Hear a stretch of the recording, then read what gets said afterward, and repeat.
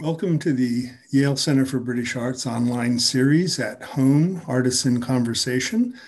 I'm Scott Wilcox, Senior Research Scholar at the Center, and I'm delighted to welcome Rebecca Salter to our program today. Before we get started, I have a few housekeeping notes. Please note that this program is being recorded. Your camera will be off and your sound muted throughout the program. If you have questions for Rebecca, use the Q&A feature located on your navigation bar. My colleague, Molly Dotson, will gather your questions, and after Rebecca and I have talked for a bit, Molly will join us and convey the questions to Rebecca. Thanks, Molly. I'm going to share my screen now. Okay. In December of last year, Rebecca Salter was elected the first woman president of the Royal Academy of Arts. We're delighted to have her speaking with us today. She's been a friend of the Center for many years. Many of you will remember the exhibition of her work at the Center in 2011. On the screen, you see the current installation of the opening bays of our second floor with a painting by Rebecca on the left, K37 of 1996, which was acquired by the Center with funds from our Friends of British Art and as a gift from Jules Prown following that 2011 exhibition. You see it hanging with a painting on the right by John Golding and two sculptures by Barbara Hepworth. Rebecca, welcome back to the Center virtually. It's great to have you with us. I just hope we can actually have you with us in New Haven before too long. Thank you. Thank you, Scott, and thank you for the invitation. This time of year has very special memories for me because I first arrived in New Haven in September and arrived, of course, to New England, blue skies. And I'm now speaking to you from old England, grey skies. So I rather wish I was over there. Yes, we do have our autumn blue sky today. Well, it's yeah, really enjoy it. Nice. Yeah. Okay, I thought we would start by talking about your career and how your art has developed over the years, and then devote some time to your history-making RA presidency, leaving about 20 minutes for questions from the audience. So to start off, in 1977, you graduated from Bristol Polytechnic. Then 2 years later, you went to Japan with a Leverhulme Fellowship. You ended up living and working in Japan until 1985. Why did you go? Why did I do that? A very good question. The more I reflect on it, the stranger I think the decision is, because when I graduated in 77, everybody I knew wanted to go to New York because, of course, that was the center of the art world. And for some very strange reason, maybe because from when I was a child, I'd loved Japanese art, I decided to go in the opposite direction. It took a long time to arrange, pre sort of email and internet. You can imagine writing letters and asking if I could go, be a postgraduate student and waiting months for a letter to come back if it ever came back. But I have never, ever regretted the decision because it was such a powerful experience. And bizarrely, the further I get away from the actual experience of living there, the more powerful it becomes.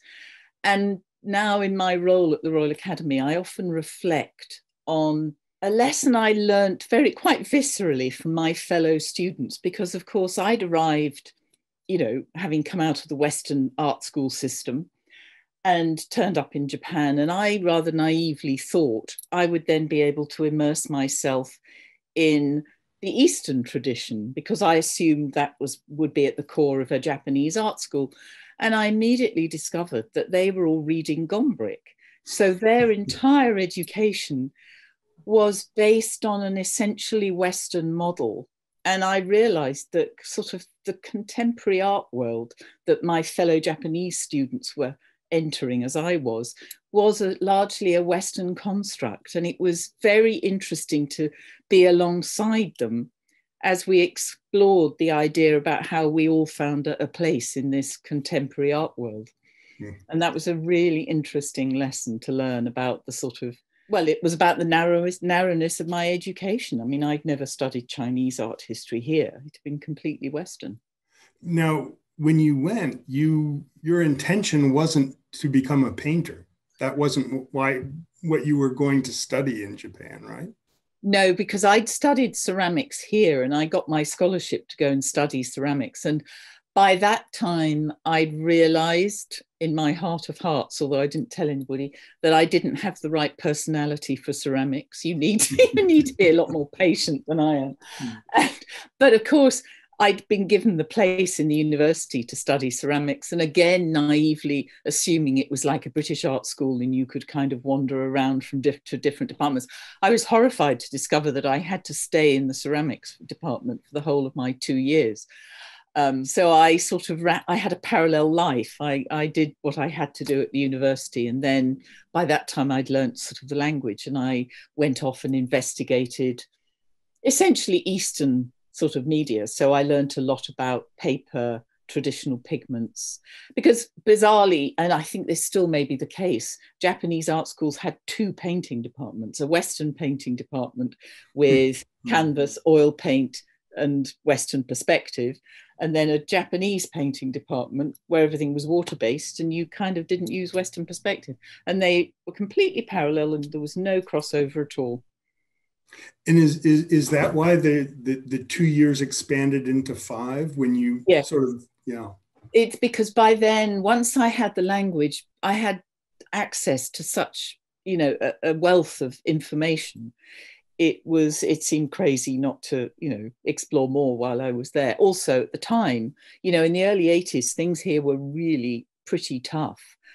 And coming back here and trying to survive, working part-time and having a studio was quite a daunting proposition. And it was actually easier in Japan. Mm-hmm. Because Japan was booming in the early 80s. Yeah.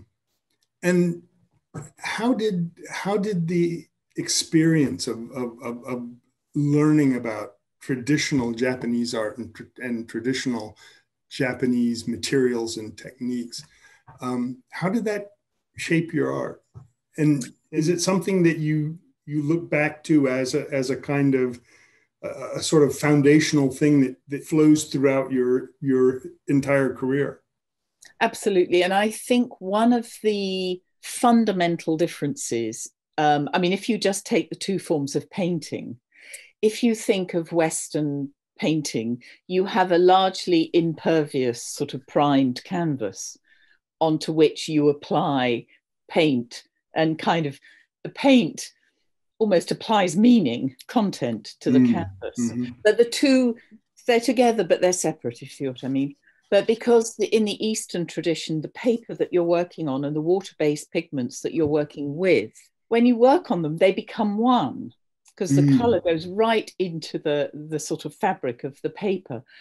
And to me, it's a fundamentally different way of working. So it's as if the painting is not a surface, it's an object. Mm-hmm. And in my head, I very often play a sort of trick when I'm painting, which is not me imposing something onto a canvas. It's actually almost the other way around, in that the painting is hiding in there and it's my job to pull it out. So I feel it's a different dynamic. So let's actually start with a work that you created while you were still in Japan. So this is actually on Japanese paper, and this, once I sort of learned how the paper was made, I was never actually interested in becoming a paper maker, because that's very hard work. I was more interested in buying some and doing something with it. But one of the things about Japanese paper is that it is very strong. The fibers are very long and knitted together. So you can actually work on both sides of the paper. So the pale colors in this piece are actually on the back of the paper. So in a lot of it, you're looking through the fibers of the paper at the color beyond. And that does it gives you a much more ambiguous pictorial space. And for me, I felt there was a parallel between the sort of, I mean, I wasn't living in a fancy Japanese house, but I was living in a Japanese space. The sort of fluidity and ambiguity of the Japanese space, architectural space, is somehow reflected in the way I was working. Now, this is a work from getting on into the 90s. You're back in England. Is there something in this? Well, it's an interesting process that you were using in works like this that you might want to talk about a little. But I'm also wondering if you see something coming out of your Japanese experience here. So this connects directly. So as I mentioned before, in Japan, I was working on both sides of the paper, and that gave me that sort of subtle and slightly matted, ambiguous surface. And when I arrived back home, I really, really struggled. I mean, I've never painted in oils, but going to the sort of National Gallery and looking at oil paintings, I really struggled with the surface of oils. Because of the sort of shininess of the surface, I almost felt excluded. I couldn't find my way in because the soft surface of Japanese paper, it does sort of invite you in. And also that ambiguous space without the sort of central vanishing point also envelops you and uses your peripheral vision to take you in. So my problem coming back here was how to carry on working in that way without a ready supply of Japanese paper. So for many years I experimented, and then ultimately I found a way of moving onto canvas. And this is the largest of a series of work. So having arrived back here and been away for 6 years, it was almost a bigger shock to come back than to go. And I really struggled for a year or so. And then by sheer accident, I'd never been to the Lake District, and I went on holiday to the Lake District. And in fact, I hope to go there tomorrow if government doesn't lock us in. And I was just blown away by the landscape. And I had a sketchbook with me, and I knew I didn't want to paint the landscape, but I wanted to paint the experience of being in the landscape. And for anybody who's been there, they know the experience of the Lake District, which is that it rains probably about every 10 minutes. So in the end, I decided to try and capture the speed and the movement of the weather rather than the actual landscape. And I did a series of drawings and then came back to the studio. And what I ended up doing was doing a painting and then cutting it up into 1-inch squares and then moving all the squares around. And in effect, that interrupted and fragmented the lines I put in there in the first place. And it gave me that sort of broken speed that the weather gave to the landscape in the Lake District. And they have a sort of stillness and movement at the same time. Somebody once said it's a bit like looking at a waterfall, because there's a lot of movement, but it's also oddly calming. How long did you pursue this technique of cutting up and rearranging? I suppose I did them for about maybe a year and a half, maybe 2 years. And this was the last one. And I actually stopped. I love doing them, but I stopped because people were misinterpreting them. So for me, the cutting up the squares was just a means to an end. And I was more interested in the end. But people were so bowled over by my patience for doing it. All they wanted to know was how many squares there were and how long it should take me.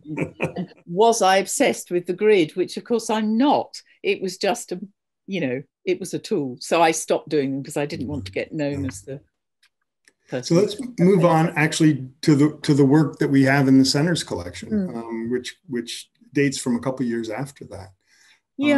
So this is still influenced by the time in the Lake District and that feeling of constant sort of vibrating movement.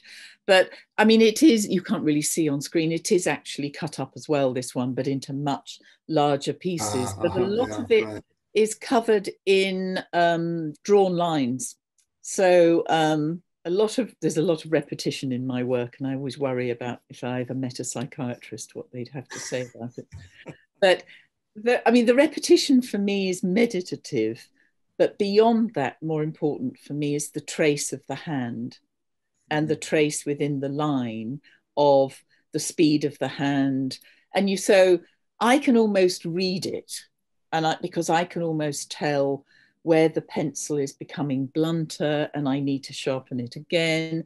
Or, when you get irritated because you've been doing it all day and you think you might finish a bit before 5 o'clock or something, the quality of the line changes. And so I can almost read it it's like geology. You can read it like that, in the way that you can read Japanese, Eastern calligraphy, because you can tell where the brush hit the paper, and then how quickly it moved down the paper by how much it's been absorbed into the paper, and by how much the line has broken, and then where the brush left the paper. And it's like a timeline, but sort of cut through, if you see what I mean.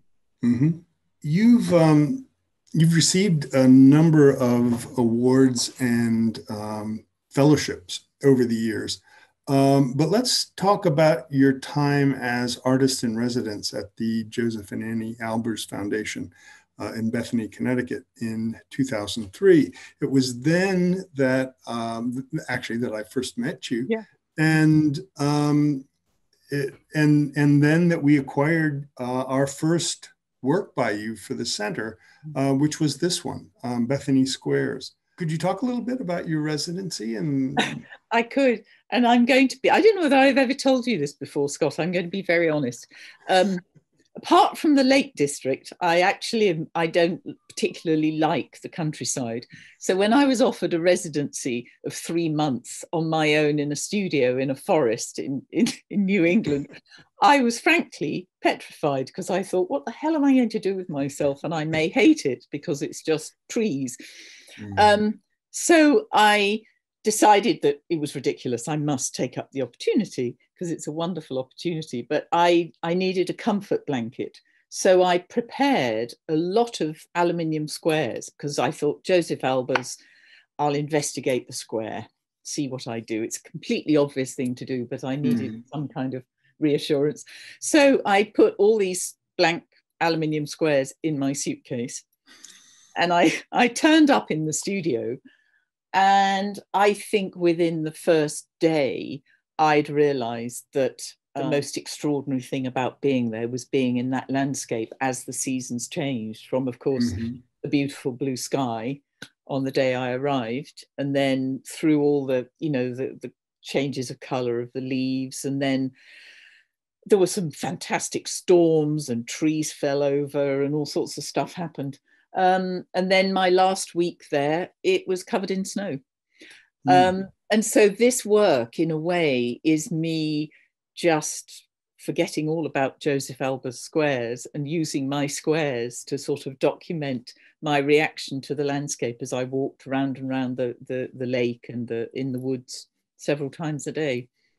Well, that's really that's great. I love this work. I mean, I loved it from when you first showed it to us in the study room at the British Art Center. But it's great to have that information about it. We'll have to transcribe that and put that in the file for the. It's time to be honest, I think. Great. So I realize now there are a couple more works. This one from 2009. Yes, so this one was also in the exhibition in 2011. And going back to what I was saying about trying to find ways of working with Western materials, but mimic the way I'd been working in Japan, this was a whole series of paintings where actually the painting I did is on the back. So I did all the painting on the back and then turned it round. And I did work on it once I turned it round. But again, for me, it's part of that very careful balance between control and serendipity. And the one where it's all cut up into squares is very similar in that once you've cut it up, you can't control, you know, you're given a square with a line in it, and that's fixed, and you have to work with that. Mm-hmm. And I quite like the sort of frisson of danger, of you never know quite what you're going to get, and then when you get it, you have to deal with it. Yeah. So this is another drawing that came out of, so when I was with you for my exhibition in 2011, the Albus Foundation very kindly let me have another residency, and I was there for a month. And if you remember, Scott, the weather was truly epic, wasn't it? We had the most extraordinary ice storm and all sorts of things. And I was in the studio, and I think the power went out several times, and the weather, you know, I got snowed in and all sorts of things. And so I ended up just having to work with what I could find. And in the kitchen, I was looking in the kitchen cupboard, and I came across some barbecue sticks. So I did a whole series of barbecue skewer drawings. But again, that goes back to what I was saying about a degree of control and a degree of accident. It's kind of, what can I do with what I've got? Mm. And I always think there's something, you know. Yeah. Well, the exhibition in 2011, I know you were very much involved in the shaping of that exhibition, working with my former colleague Gillian Forster. Here is the very beautiful catalog that was produced for that exhibition. Now, an exhibition like this, I mean, it's clearly important for the kind of public exposure of your work, but beyond that, what's the importance for an artist of such kind of moments of kind of stock taking? I mean, it was a very interesting experience, but actually one of the most extraordinary things, which again still lives with me, is that if you've had a major exhibition like this in a Louis Kahn space, it's kind of winning the jackpot. And, you know, and it's hard to almost envisage another one, because there was something about, to be honest, I was quite surprised at how well the work worked with the building when we actually got it there, because I was a little bit concerned about, because obviously Louis Kahn used textures very beautifully. And I was slightly worried that the way I used textures might be difficult with the way he did. But I think they were very, very, very happy. They had a very happy relationship. It's not, depressing is not the right word, but when you see your work over the last however many years it was, you realize that in many ways one's career is slightly cyclical. You kid yourself every day that you're sort of moving forward and, you know, breaking new ground and making new discoveries. And then you look back 10 or 20 years and you think, oh, right, I can see there was a bit of that in. So there's a bit of sort of DNA that often carries through. And it's only when you take stock like that that you can really identify it. Yeah. The question then is why? And that I don't know the answer to that. And what about the trajectory of your work since? I mean, I there's so much that I want to talk about, and I want to give time to talk about for you to talk about the Royal Academy. So we may have to move a little quickly, but I'm wondering about your trajectory since that exhibition. And if you see any kind of major shifts, major re-emphasis in your work since then, and I'll just run through some of these works. I think what was helpful, I think, was to because when I had the show at Yale, I'd also been sort of exhibiting regularly in London, sort of 1 year in London, 1 year in New York, 1 year in London, 1 year in New York. And having the sort of breathing space of this exhibition at Yale made me realize that perhaps it would be beneficial to slightly step back from that regular pattern of exhibiting. And so I made an active decision that I would reduce the amount of exhibitions I had. And I didn't really want to become a sort of global artist, you know, the sun never sets on. So I'm quite happy to only do the amount of work I can do in the time available to me on my own in the studio.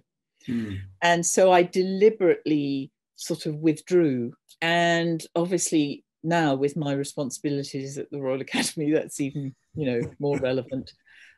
So what I decided was that I would focus very much on fewer works, but larger works. So since then, I've done, you know, a lot of larger paintings, which when I finished go into storage and I move on. Okay. This is a work from... This is 2017. Yeah. So a lot of... I've been doing, it's very, very difficult to see on screen, but working with, this is actually painted on muslin. Again, this goes right back to my roots in Japan. So it's painted on both sides of muslin, which is then laid down onto linen. And so the colours coming through, and then you've got both sides of the muslin. So you've got almost 3 layers of painting. So again, it gives you that slightly ambiguous, hard to focus, slightly complex surface. I must say it strikes me looking at the slides of your works. The kind of quiet authority of the work comes through, but the wonderful richness of the surface is something that you just can't get at all from the slides. No. I mean, I'm not it's the wrong kind. I mean, if anybody ever asks me, I say, well, don't, you know, this is the wrong kind of work for the digital age. Yeah, so this is 2019. And again, it's very hard to see, but it's ink painted onto muslin. And then what I've done is I've actually moved the weave of the muslin apart, which has doubly fragmented the line, and then laid that muslin back down onto linen. So again, I mean, people often ask me sort of, they often ask me what the hell I think I'm doing. And apart from saying I've no idea, I see these paintings as places, of spaces and places. So I feel for me they're places to be. So I can feel my way into these works in the way that sort of Japanese architecture with the movable walls is a much more fluid space to inhabit. And I feel my paintings are a bit like that. And the viewer is invited into them in a way which is very different from, again, the central vanishing point perspective, which keeps you very much outside as the viewer. So I want people to be in them and experience them that way. This one's terribly hard to see, sorry, but that's the most probably the most recent. And just to say something about the actual construction of them. Very often, as you've noticed, they're diptychs or sometimes triptych. And sometimes that's for very practical reasons, that, you know, you can't reach, I don't know, or the cloth only comes in a certain width. But sometimes, as with this one, although you can't see in this, one of the panels, and I think this is true of the one you've got at Yale, K37, I deliberately make it sort of a half an inch, quarter of an inch deeper. So there is actually, again, a physical difference. And that also gives you a different line, a different kind of line. That's a large recent drawing. So basically everything is now as big as I can do it. And then and the advantage of working on a drawing this scale, again, going back to what I was saying about serendipity, I mean, most of this comes from the fact that the drawing was extremely wet for a lot of its life. And so what happens to the ink and what happens to the white gouache on there is largely governed by how the water runs on the paper, how absorbent the paper is, and how it finally dries. So again, there's that slight abdication of responsibility for what happens. Now we're into lockdown. This year, right? Yeah. So as soon as we were locked down in March, the government we were allowed out for 1 hour of exercise a day or something. So I cycled to my studio. Fortunately, it's very close, and was doing most of the Royal Academy work on Zoom, and for hours and hours and days. And I realized that I was going to become very miserable if I was only going to spend the next few months on Zoom meetings. So I started doing these rather obsessive sort of dots and things. So, because I discovered I could do them and be on a Zoom meeting at the same time. There was enough brain left to do. So this is a painting. That one's on canvas. And I think the next slide is two of the drawings, I think. Yeah. So these are multitasking works. Multitasking, yes. And of course, again, going back to, what I was saying about the drawn line and where the pencil is getting blunt and your hand is getting tired. Again, with these dots, you start off in the morning and they have one rhythm to them. And then as the day progresses, the rhythm changes. So there is almost time. There's a timeline. Yeah. But it stopped me from being too miserable anyway. Now, back in 2009, and so a couple of years before the exhibition at the center, you created the first of a series of architectural spaces, an entrance space in St. George's Hospital, yeah, in Tooting, London. And you've now done a number of these architectural commissions. What do you find are the particular challenges and satisfactions in working in 3 dimensions and designing sort of functional spaces? Well, St. George's Hospital was it's a massive hospital. And I think in this entrance, something like 10,000 people go in and out every day. So it's like a small town or something. And the arts officer came to one of my exhibitions and she said, "We haven't got any money, but is there any chance we could have one of your paintings behind the reception desk?" And I said, "Well, you could, but I've never felt that people, if the space is fundamentally not good and sort of welcoming, people don't feel better just because they see a painting behind the reception desk. In fact, they barely notice it." So we then embarked on this sort of bit of subterfuge, and in effect, we stole the budget for the wall from the architects. And so I did this, it's called Calligraphy of Light, and it's a 19-meter corridor. And I designed it to be a combination of recycled glass and bamboo paneling. But the most important part of it was to make navigation of the space intuitive. Because as we all know, when you go into hospitals, you're very stressed and you're confronted usually with a sort of signboard, which has got arrows and all sorts of words all over it. And then you get more stressed. And what we wanted to do was to make a space where the light just sort of drew you through the space and kept people as calm as possible. And who knows? I hope we achieved that. But it was really interesting working. I'm very interested in spaces that are, spaces with meaning. And I think hospitals are very meaningful places. It's also quite interesting when people talk about art in hospitals, they very often assume that what you must do is put really cheerful art in hospitals because you must cheer people up. But in many cases, that it may be okay in the kids' ward, but in many ways, that's not necessarily appropriate. And actually, because people nowadays, fortunately, don't necessarily stay in hospital for very long, actually, the environment of the hospital is of much more importance to the staff. And for them to have a decent environment to work in, one which is not stressful and they can be relaxed and deal with all the stuff they have to deal with. So that's why it was such an interesting project. And then it was followed this was the next project, which was very different because this is an office building. And when we did the project, there was no tenant to the building. So it was a blank slate, which was made it much much easier. But it was very specific in that the art had to be on the outside of the building and people had to be able to see it 24 hours a day. So, so the piece on the bit on the right, actually behind there is an electricity substation hiding in there, and it's deeply unattractive.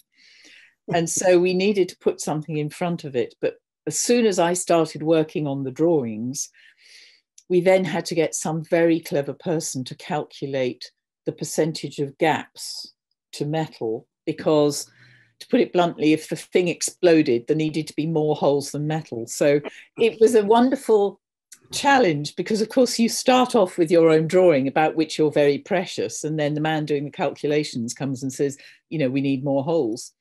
And I really, because when you're an artist working on your own, nobody ever says no to you, because you always say yes to yourself.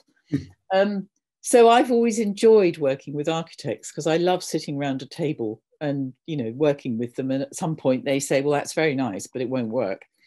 And you then have to rethink it. And I actually that's what I like about architecture, is that challenge. Well, I'm afraid we're kind of running out of time, and I did want to get to the Royal Academy before we open the discussion up to the audience. So you were elected a Royal Academician in 2014. You were named keeper in 2017, and then, as I said before, just in December you were elected president. As the first woman president of the Royal Academy, how large does that kind of loom in your thinking and inform your decision making?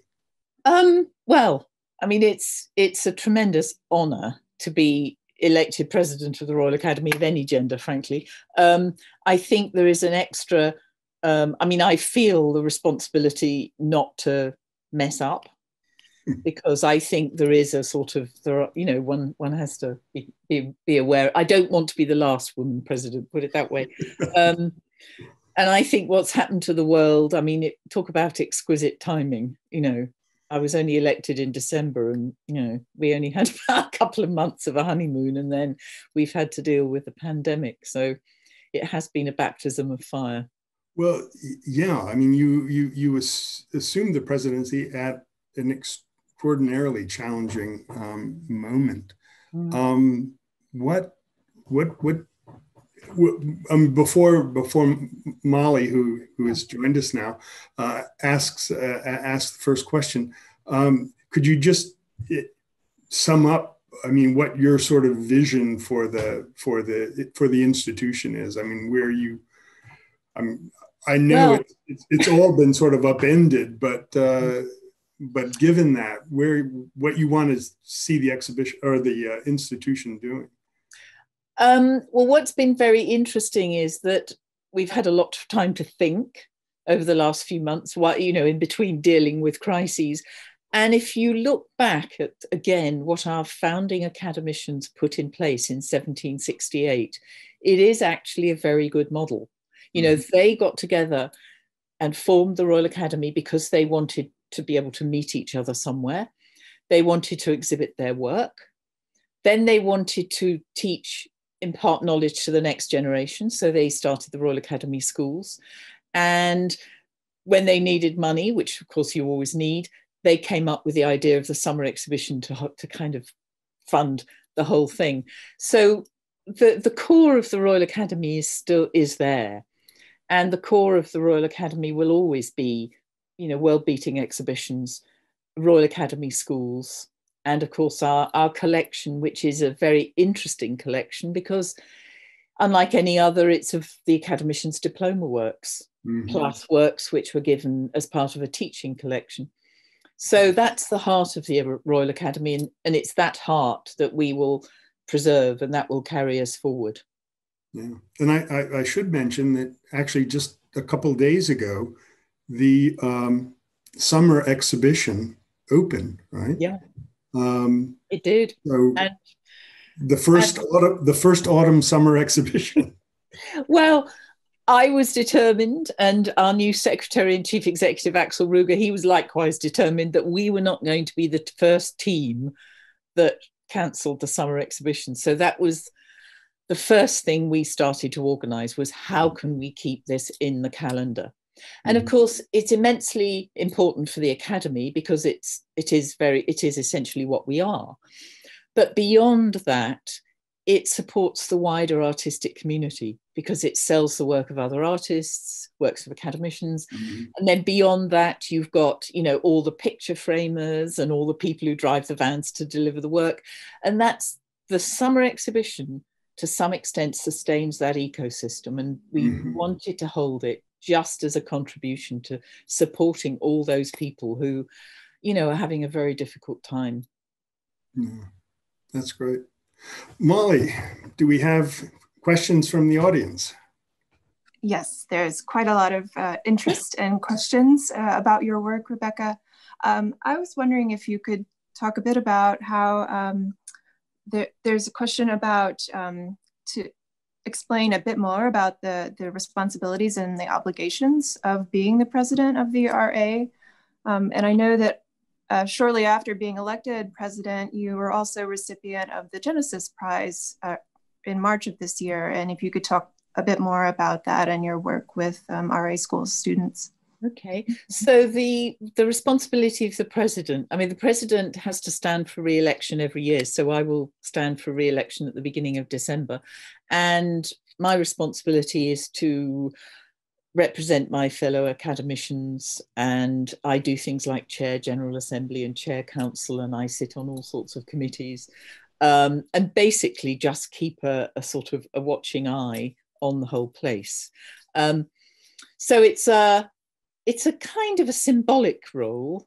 I expect if I wanted to, I could probably stamp my foot and say, I demand that you, I don't know, paint the walls orange, but I haven't done that yet. But before that, I was keeper, which gives you oversight of the Royal Academy schools. And in some ways, that's a much more direct sort of responsibility and relationship. And we have about 50 students maximum. And when I took over, I was very aware of, and this is probably true in the States, there's quite a lot of issues with mental health amongst students nowadays. There's a lot of stress.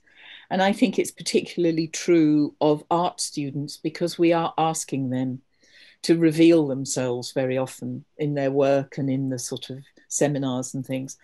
And so I became very interested in how I could make them more resilient. And the Genesis Prize, which is given for somebody who is mentoring the next generation, we used it to give the students resilience training. We found an extraordinary man who trains people in resilience and how to deal with stress before it's overwhelming. And by sheer luck, we managed to deliver that training before lockdown. And many of the students commented afterwards how much it had helped them deal with it. Because, of course, they all had to leave the studios and go home, find different ways of working. So it was very, very useful, and I'm thrilled. There's a lot of interest in your printmaking practice and how that influences your other practices. And in particular, there's a question about the publications regarding Japanese woodblock printing. If you could talk about how that sort of structured looking affects your artistic practice. So when I was living in Japan, actually Japanese woodblock was one of the first techniques that I learned. And of course, if you learn how to do the carving and the printing, you also learn about the paper. And from there, I moved on to sort of painting on the paper. But the fundamentals of the way I use paper probably lie in Japanese woodblock. And as a result of all the research I did, I realized that there are fewer and fewer young people in Japan learning the technique. It's also quite hard to learn the technique abroad because there aren't very many people who teach it, very, very few books in English. And so I wrote the book, probably, I can't remember now, 2000, I think, a sort of a how to do it book. And since then, I'm pleased to say that there are many more people now using the technique. And it is a very 21st century technique because it doesn't use any nasty chemicals. It's all water-based. So really, we need to keep it going. So there's another question regarding the scale of your works. And could you give actual dimensions, in particular, talking about your switch to larger scale paintings to give the audience members a sense of the size? Having gone metric, let me just think. So sort of 6 feet by, 6 feet square, 7 feet square, 8 feet, that sort of size. So there's a lot of interest in the Japanese influences on your work. Do you still visit Japan, and have you kept in touch with some of the artisans that you met during your time there?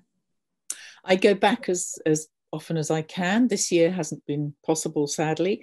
I do stay in touch with a lot of the artisans and makers I've met over the years, and for a while I made, I think, 4 editions. In fact, I made 1 edition of prints for the show in Yale with a traditional workshop in Kyoto, and I still keep in touch with them because, interestingly, they are now taking art school graduates on as apprentices. So the model is changing, because before, you'd have been apprenticed at 15 and that would have been your life. But now they're taking in art school graduates. So it's subtly changing possibly the type of work they'll do. Given the time that you spent with the Albers Foundation in Bethany, there's a question about what experiments with color you engage in your work. Yes, as you can tell. Well, I mean, my non-use of colour to some extent comes out of my Japanese experience, because the highest art form in the East is calligraphy, which basically uses black ink. And there is a sort of a belief that, the entire universe exists within the scope of traditional calligraphy ink. And so, yeah. I don't know what to say, really. I'm not really a colorist. I don't know. You mentioned the use of recycled materials for some of the architectural commissions that you're working with, and then also mentioned the earth-friendly practice of Japanese woodblock printing. Could you talk a bit more about any other sort of environmental or sustainability concerns that influence your practice? I'm not sure. Well, apart from being, I'm not sure about my practice, except that I don't paint in oils. Everything I paint in is water-based, which I think is probably slightly better for your health. But I am very interested at the Royal Academy in seeing how the art world can be more sustainable. And it's going to be a big piece of work. And of course, not going to be easy because of the crisis we find ourselves in. But I think it's a prize worth fighting for. And I look forward to the Royal Academy being able to lead that debate. So there's a comment about how your paintings seem very different from what we've come to expect from the RA. Do you think they're changing their traditional point of view?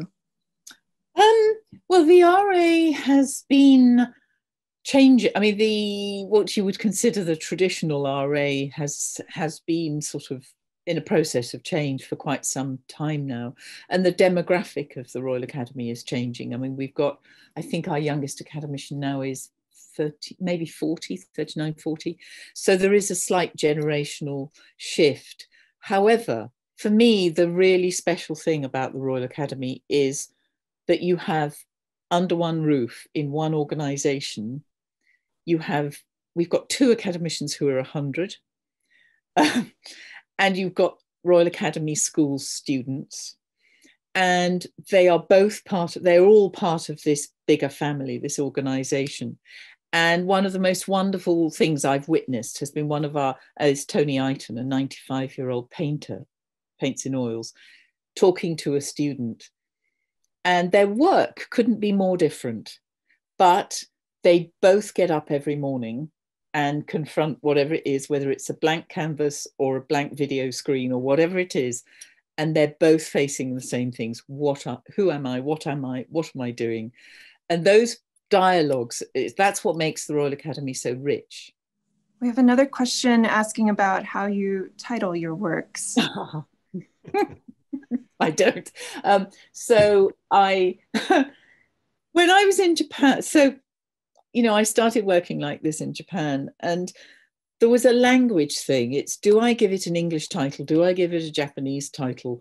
And then when I come back here, do I give things English titles, Japanese titles? And so very quickly I decided that I would just have a numbering system. But interestingly, you do title, well, maybe not all, but many of your architectural commissions do have titles. So the Sackville Street is Terzarima, right? Yeah. And that's partly because there are fewer of them. Yeah.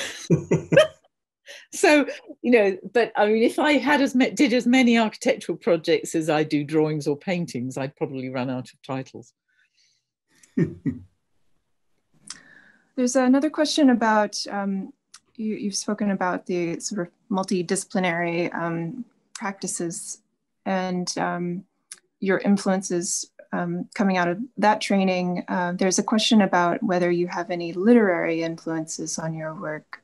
Not really. No, I wouldn't say so. And also, people often ask me if I listen to music while I work because they assume I might. But the opposite is true. I absolutely cannot draw and listen to music because the music takes over the drawing. So I only listen to the spoken word if I listen to anything. There's another question about how your environment influences the work that you're producing, and I think the description you gave earlier about painting experiences is really evocative. Could you talk a bit more about how whether it's always a reflection of your environment, the work that you produce? Not necessarily. I think certain places maybe feed back into drawings, and then that finds its way into the work. I think very often people who look at the work, because the word that's used most often about my work is that it's quiet and it's calm. And I think people assume I might want to go and live, you know, a peaceful life in the middle of the countryside. But nothing could be further. I mean, for me to do this kind of work, I need to be in London. Seems contradictory, but that's the way it is.